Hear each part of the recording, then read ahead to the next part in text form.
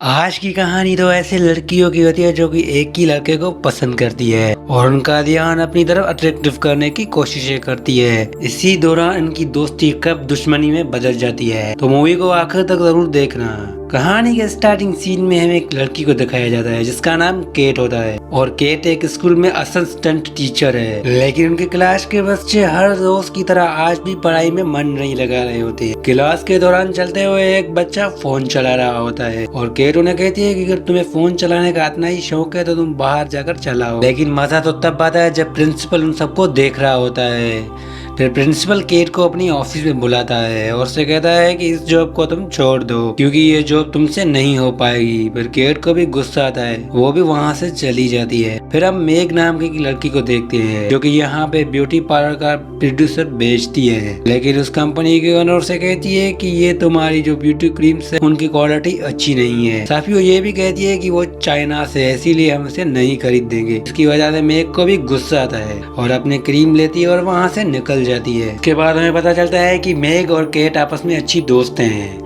और वो एक ही घर में रहती है। घर पहुंचते ही वो दोनों अपनी खराब किस्मत पर हंसने लगती है। काफी वो वहाँ पर डांस भी करने लगती है। केट मेग को कहती है कि मेरी जॉब चली गई है। फिर मेग भी केट को अपने खराब किस्मत के किस्से सुनाने लगती है। फिर रात को वो दोनों ड्रिंक कर रही होती है। वहाँ पर वो दोनों डिस्कस करती है कि इस शहर को छोड़कर क्यों ना हम किसी और शहर में घूमने के लिए चले, और ये प्लान केट को भी बहुत ही अच्छा लगता है, जिसकी वजह से ये दोनों प्लान बनाती है कि वो दूसरे शहर में जाएंगी।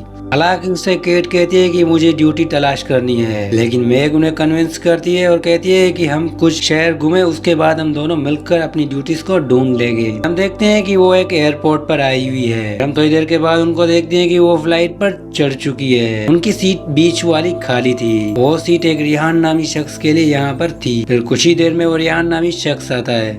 दरअसल ये एक लड़का होता है जो कि बहुत सारा हैंडसम होता है। केट और मेग उन्हें देखकर काफी ज्यादा खुश हो जाती है और उसको अपनी तरफ अट्रैक्टिव करने की कोशिश करती है। थोड़ी देर मेग उससे बात करती है तो केट भी अपनी कहानी उन्हें सुनाने लगती है। लड़के को केट कहती है कि मेरी ड्यूटी थी वो भी चली गई। साफी मेग भी कहती है कि हमारी खराब किस्मत पे हमने प्लान बनाया है कि हम क्यों न किसी जगह पर घूमने जाएं। वो लड़का उन दोनों से अपना नाम पूछता है। साफी वो लड़का अपना नाम भी उनको बताता है। रियान उन्हें बताता है कि वो पोलैंड में एक शादी अटेंड करने जा रहा है। थोड़ी देर के बाद उनके पास से एक फ्लाइट अटेंडेंट आता है। वो उन्हें बताता है कि फ्लाइट पोलैंड पर नहीं पहुंचेगी क्योंकि वहाँ की वेदर कंडीशन काफी ज्यादा खराब है, इसीलिए फ्लाइट को पोस्ट लेट पर लैंड करना पड़ेगा। फिर हम देखते हैं कि मेग और केट एक होटल पर आई हुई है। फिर उन दोनों की वहाँ पर मुलाकात रियान से भी हो जाती है। इससे हमें ये पता चलता है कि ये तीनों एक ही होटल में रह रहे हैं। उसके बाद वो दोनों वहाँ पर काफी ज्यादा खुश हो जाती है रियान को देखकर। रियान उन्हें कहता है कि तुमसे दोबारा मिलकर मुझे काफी खुशी हुई, और केट और मेग भी उन्हें कहती है कि हमें भी बहुत खुशी हुई। उसके बाद रियान उन्हें कहता है कि आज रात 8 बजे होटल में पार्टी है, अगर तुम दोनों उस पार्टी में आओगी तो मुझे काफी ज्यादा अच्छा लगेगा। उसके बाद मेग और केट भी मान जाती है उस पार्टी में जाने के लिए। पहले केट आती है उस होटल में और रिहान से मिलती है। फिर थोड़ी देर के बाद ही वहाँ पर मेग भी आ जाती है, जिसकी रिहान खूबसूरती की तारीफें करने लगता है, जिसे मेग को काफी ज्यादा अच्छा लगता है। यहाँ पर 3 अजनबी शख्स आते हैं जो कि केट और मेग को लेने मारने लगते हैं। काफी उनको ये भी कहती है कि एक रात के लिए हमारे साथ होटल में नाइट गुजारो। फिर केट और मेग उन्हें एक असिस्टेंट ऑफिसर बताकर वहाँ से चली जाती है। अभी हमें पता चलता है कि पोलैंड का वेदर कंडीशन और भी खराब हो चुका है, जिससे काफी ज्यादा रिहान परेशान हो जाता है। वो उन्हें कहती है कि कोई भी मसला नहीं है, तुम कार पे चले जाना।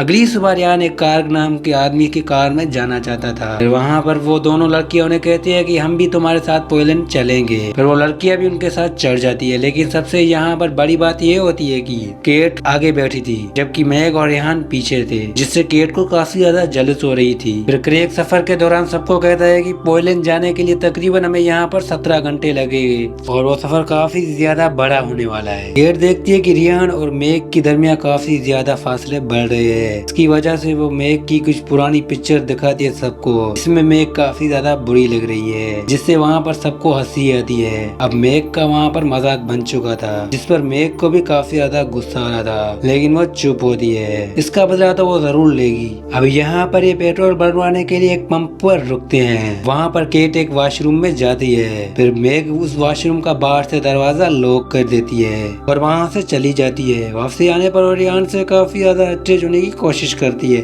रियान केट का उनसे पूछता है तो वो बताती है कि केट को आने में थोड़ी देर लगेगी। तभी रियान को एक कॉल आता है जो कि बात करने के लिए काफी ज्यादा आगे चला जाता है। तभी वहाँ पर क्रेग आता है जो कि मेग से बातें करने लगता है। फिर हमें ये पता चलता है कि क्रेग मेग को यहाँ पर पसंद करता है और क्रेग ने ये बात मेग को अभी तक नहीं बताई है। फिर हम देखते हैं कि वहाँ पर मेग जैसे रियान से बात कर रही होती है। तभी वॉशरूम के खिड़की से केट आकर गिरती है जो कि यहाँ पर काफी ज्यादा गंदी हो गई थी, जिसकी वजह से उन्हें काफी ज्यादा गुस्सा आता है। फिर उसके बाद वो अपने कपड़े चेंज करती है। फिर हम देखते हैं कि इनका ट्रेवल अभी स्टार्ट हो चुका है। कार में रियान को कहती है कि जब मैं वहाँ पर गिरी थी तो मुझे गर्दन पे काफी ज्यादा चोट लगी थी, तुम मेरी उस चोट को थोड़ा मसाज करोगे। फिर रियान भी उसकी चोट पर मसाज करने लगता है, जिस बात से मेग को काफी ज्यादा तकलीफ हो रही थी। जिसके बाद वो एक बोतल में स्लीपिंग मेडिसिन डाल देती है। वो केट को कहती है कि इसे पीने के बाद तुम ठीक हो जाओगी, लेकिन केट को पता होता है कि ये सब उसका कोई चाल है जिसकी वजह से वो उन्हें नहीं पीती। तभी वो बोतल वहाँ पर क्रेग पी देता है। वो उन्हें रोकने की काफी ज्यादा कोशिश करती है मेग, लेकिन उसे नहीं पता होता है कि बियर में स्लीपिंग मेडिसिन मिली हुई है। अब रात को वो सब लोग धीरे धीरे सोने लगते हैं। फिर वहाँ पर क्रेग को भी नींद लगने लगती है और वो कार लेकर एक पोस्टर पर टक्कर मार देता है। फिर हम देखते हैं कि वो एक होटल पर रुके हैं और वो उस होटल में रूम बुक करवाएंगे, लेकिन यहाँ पर केट और मेग के दरमियान काफी ज्यादा दूरियां बढ़ चुकी थी। केट ये चाहती थी कि मैं रिहान के साथ एक कमरे में हूँ, वहीं पर मेग भी ये चाहती थी। आगे हम देखते हैं कि वहाँ पर क्रेग और मेग एक साथ बैठे हुए हैं। क्रेग मेग को बताता है कि वो ड्राइविंग के साथ एक शॉप भी चलाता है। असल में वो मेग को बताना चाहता था कि वो उसे पसंद करता है, लेकिन वो बात उनसे कह नहीं पाता। दूसरी तरफ हम देखते हैं कि रिहान और केट एक जगह पर मिलते हैं। इसके बाद ये दोनों अल्टीमेट होने लगते हैं आपस में। रिहान केट को कहता है कि मैं तुम्हें ही ढूंढ रहा था, तुम कहाँ चली गई थी? दरअसल तुम दोनों एक साथ होती हो, इसीलिए मैं तुमसे कह नहीं पाता कि मैं तुमसे प्यार करता हूँ। इसके बाद ये दोनों आपस में अल्टीमेट होने लगते हैं। फिर क्या होना था, रिहान उन्हें अपने कमरे में लेकर जाता है। वहाँ पर कमरे में एक जोरदार तूफान आता है। अब तूफान के बाद हम केट को देखते हैं जो कि काफी ज्यादा खुश होती है। यहाँ पर सुबह हम देखते हैं कि वहाँ पर ये दोनों एक होटल पर मिलती है, जहाँ पर केट मेग को कहती है कि मैं और रिहान सारी रात आपस में मस्ती करते रहे। असल में केट को लगता था कि रिहान ने सिर्फ उनके साथ रात बिताई है, बल्कि रिहान ने तो उन दोनों के साथ रात बिताई होती है।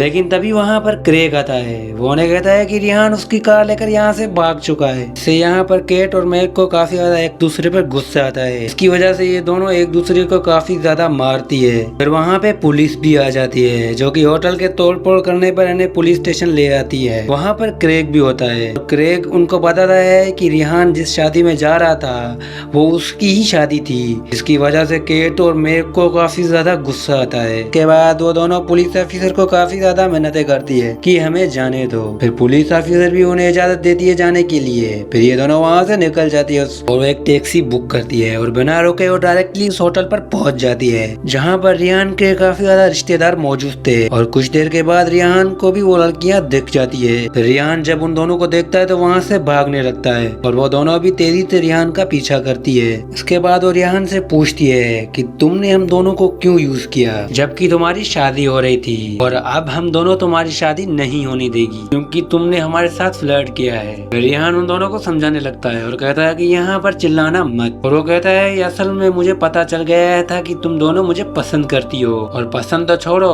बल्कि तुम दोनों मुझे एक नाइट के लिए पाना चाहती थी। इसके बाद तुम दोनों ही तो मुझे छोड़कर जाने वाली थी, और धोखा तो तब होता जब मैं तुम दोनों में से किसी एक के साथ सेट हो जाता। मुझे पता चल गया था कि तुम आपस में बेस्ट फ्रेंड हो, जिसकी वजह से मैं तुम दोनों को आपस में लड़वाना नहीं चाहता था, जिसकी वजह से मैं वहाँ से भाग निकला। तभी वहाँ पर रिहान की वाइफ आ जाती है, जो कि रिहान से पूछती है कि ये दोनों कौन है। तो रिहान उन्हें बताया है कि ये मेरी दोस्त है। तो वो भी उन्हें कहती है कि हम दोनों रिहान की दोस्तें हैं। फिर इन दोनों को समझ आ जाता है कि इन दोनों की गलती है, इसीलिए वे दोनों फैसला करती है कि इनको यहाँ पर कोई भी मसला नहीं करना। वो ये डिसाइड करती है कि रिहान की भले ही शादी हो जाए। फिर यहाँ पर रिहान की शादी हो जाती है। और दोस्तों इसके साथ इस मूवी का यहीं पर ही एंड होता है।